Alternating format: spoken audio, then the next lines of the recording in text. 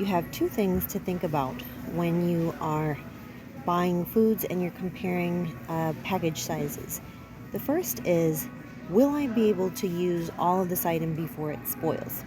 And the second is, what is the price per unit, meaning per gram or per ounce or something like that. Now, the great thing about almonds is that almonds aren't really going to spoil. They're a dried nut, so they're going to probably last for a very long time in your cabinet. But if you see, this is the size of the 4 ounce. It's 61.5 cents per unit, and then this is the larger size, and it is 61.2 cents per unit. So it's such a tiny difference. It doesn't make sense to shell out for more product to save money in this case, unless you know that you're going to use that entire amount at once, and I'm not. This morning I am making 2 cherry almond coffee cakes because I have a meeting in the morning at work, and then I'm going to take most of the day off.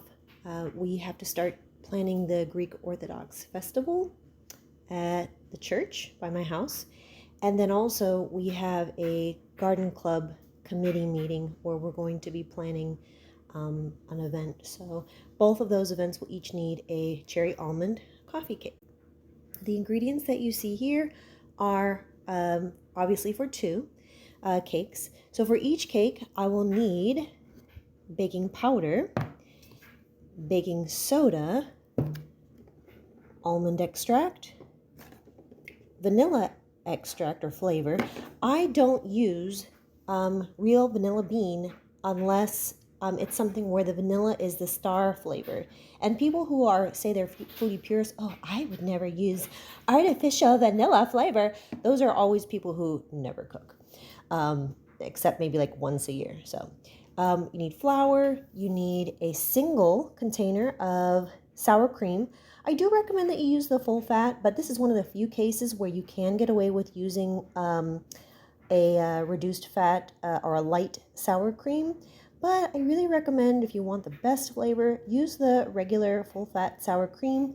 It's always better to have something that's really delicious and eat less of it than something that is like a facsimile version. You'll need 2 sticks of butter, you'll need 2 eggs, you will need sugar, and you will need a can of cherry pie filling. Now, I do like the Comstock brand.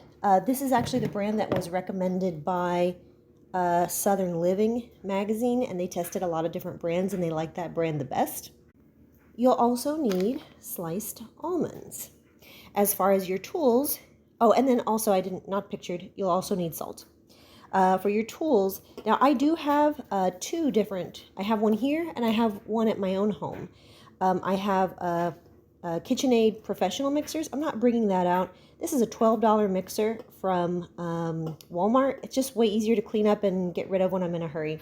I'll also need, for each cake, I'm going to need 2 mixing bowls so that I can separate my wet and my dry ingredients. And I'll need a single 9-inch spring form pan, as you see there. That's also the same. It's also sometimes called a cheesecake pan. I have my oven preheating to 350 degrees. I need to make sure that all of my ingredients are at room temp, including my sour cream, my eggs, my butter, those things. So I'm going to leave these out, let the oven preheat, take the dogs for a run, and then I'll be back. First thing I'll do, take 2 sticks of butter, put it in a bowl, and then I'm going to take the wrappers of those sticks of butter and I'll use it to wipe down my cake pan. That'll make my cake not stick, the batter not stick to the pan. Do you know why some recipes call for unsalted butter? Usually those are recipes that are developed by older people. And the reason is, when I was a little kid, old people like us, butter was not nearly as standardized as it is today. From manufacturer to manufacturer, but even from batch to batch within that manufacturer, the levels of salt could vary widely. And also, Americans had a preference for a saltier butter back then. That was before we really understood how salt impacted our blood pressure. So now, most brands, even when they say salted, they actually have very little salt. And when they do, almost all of them are pretty standardized. It's like the same amount of salt. So really, you can use salt or unsalted butter in almost any recipe that calls for unsalted butter. All right, and then to our dry bowl, we've added 2 cups of regular or all-purpose or plain flour, a teaspoon of baking powder, a teaspoon of baking soda, and a 1/4 teaspoon of salt. Now you may notice that there's, this is the white there, that's the baking powder and baking soda. Those are much finer than our flour. Look how our flour looks like a little bit clumpy. Ideally, you would get out your sifter and sift this to get any lumps out. I'm not doing that. A whisk works 90% as well. So I'm just going to whisk out any lumps. And really, you can also just use a fork. It'll take you a minute longer, but if you don't have a whisk, ask a neighbor to borrow a whisk if you don't have one. Okay, now this is where most amateur home cooks fuck up, all right? And why they think they have to rely on boxed cake mixes, why they think boxed cake mixes are better, which they're not.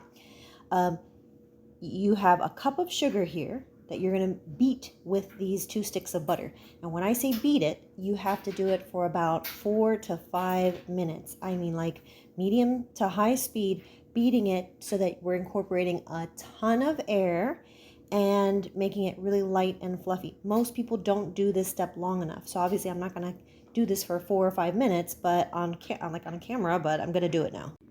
Okay, I'm pretty happy with this. This took me about 4 minutes. Every 1 minute or so, I stopped my mixer and I used my silicone spatula to scrape down the sides so that I was making sure to mix everything in there. I will now add both of the 2 eggs one at a time with the beaters on slow, just making sure to mix well between each egg addition. Next, I'm adding a teaspoon of vanilla and maybe just a drop more than half a teaspoon of almond extract. This is an almond cake after all. I'll mix that in. Okay, now comes another part where a lot of amateur home cooks mess up and why they think that they have so much more success with box mixes rather than making a cake themselves.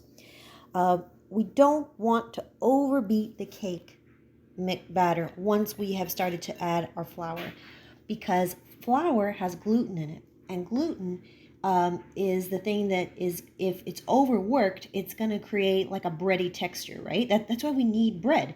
But we don't want to knead cake. This is a cake. We don't want that much heft and texture to it. And so you'll get like a weird, gummy, heavy texture if the batter is overmixed once we add the flour. So here's what we'll do.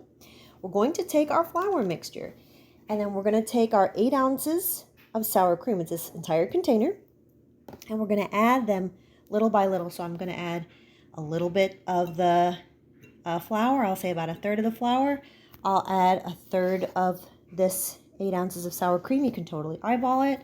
1/3 of this flour. Again, 1/3 of the just the rest of the sour cream. Just the whole rest of it. And then you want to end with adding the last 1/3 of the flour. So I took my beaters out of the mixer just to get them out of the way. I put them in the empty sour cream container. So here is our just until mixed batter. Here's our just mixed batter. And I'm going to put exactly half of this into my springform pan. Ideally, you would use a gram scale to make sure that you're getting exactly half. I don't have one here. At my house, I have some. You know who had scales? Is my sons. I didn't really realize that my sons were using scales to bake. So that was so convenient. I could borrow scales from them. I don't have one here at Eric's house. So I'm just going to eyeball it. And that's fine. It's not like we're doing 2 different cake layers that are going to have a filling in the middle. This is all baked as one piece. So it's fine if one part is bigger than the other, especially if it's the bottom half of the batter that has more. Okay, so just use your silicone spatula and just try to get it as smooth as possible. Next, we're going to top this with exactly 1/2 of this 21-ounce can. Okay, that's half the can, topping my first layer of cake batter.